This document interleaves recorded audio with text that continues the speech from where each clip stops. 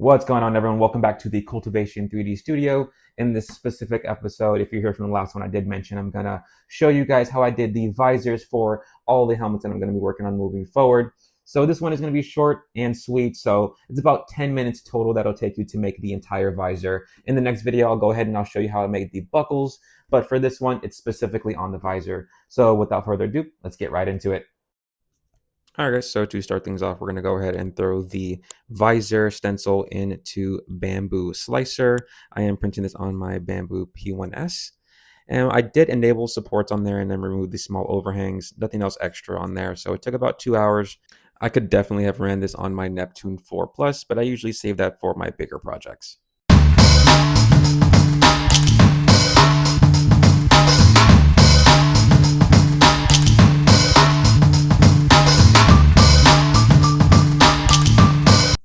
All right, so what you're going to need is this welding mask, which you can get here. It's fairly cheap. I get like a 3-pack. I do believe they have a 4-pack as well, just in case you make any mistakes, you have some extra. You're also going to need the stencil, obviously, and a heat gun.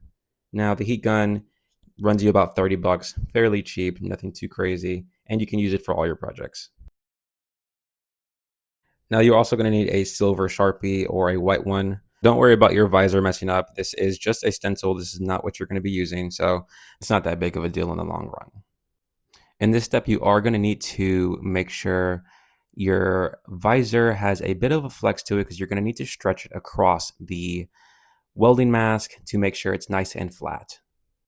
Make sure you apply just a bit of pressure. Nothing too crazy. I did snap the first one that I initially printed. So go ahead and trace that onto the welding mask. Make sure it is nice and straight because you are going to be cutting along this line to measure. Once you get everything drawn out, you are now ready to cut this thing. It is going to take a little bit of time, so it is going to fight you. So make sure you have some pretty sharp scissors. The simple fabric scissors work just fine.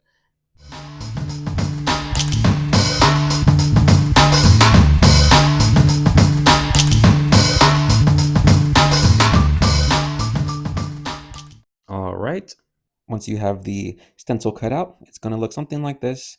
You're going to line them both up and make sure they're aligned properly so that you aren't bending it the wrong way. Now, the next step does require a bit of patience. You're going to use the heat gun, and essentially what that's going to do is it's going to slowly melt or bend the welding mask to form the shape of the visor. Now be careful when you do this. You want to make sure you're just heating up the part that's bending. You don't want to go too crazy because it will warp and cause you to have to restart. So just take your time with this part. Now you're going to turn your heat gun on and make sure it's not extremely hot because then you're definitely going to melt it. So low setting, doesn't have to be too low, but hot enough just to go ahead and warm that welding mask up. Using the back and forth technique just to get a good coverage of it.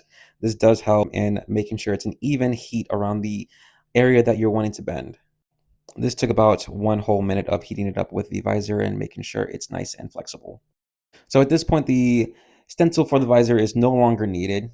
You essentially just need to bend this over and then get rid of the visor, pinch both sides. It kind of shot out of my hand there, but once you see that the welding mask is a little bit more flexible, you are going to want to tease it a little bit. Keep bending it because it's going to want to go right back to its original shape.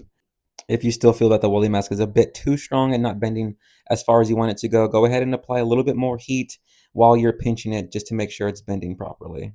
This took about another 30 seconds to a minute of just heating it up and making sure it fits right. Now, please be careful with touching this part because it does get very hot.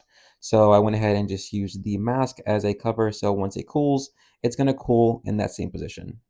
Now, these welding masks do come with a protective film on it. So once you peel it off, essentially you have your visor and you're ready to install. Now you may need to clean up some of the edges with some sandpaper just to make sure it's nice and clean and fits properly. Now the installation for this is very, very easy.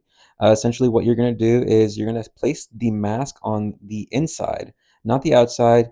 Now the way the print is, usually the visor snaps into place, but the welding mask is just going to be a bit bigger. So unless you want to be a bit of a perfectionist and have it snap into place as well, you are just going to need to take a little bit more time and sand down so you can make sure it fits properly.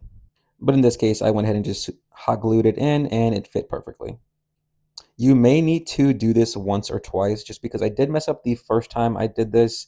It looks like there is a shape and form. So there's basically an upside and a downside to these masks. So just make sure you're doing it the correct way because I did mess up on the first one and had to redo it.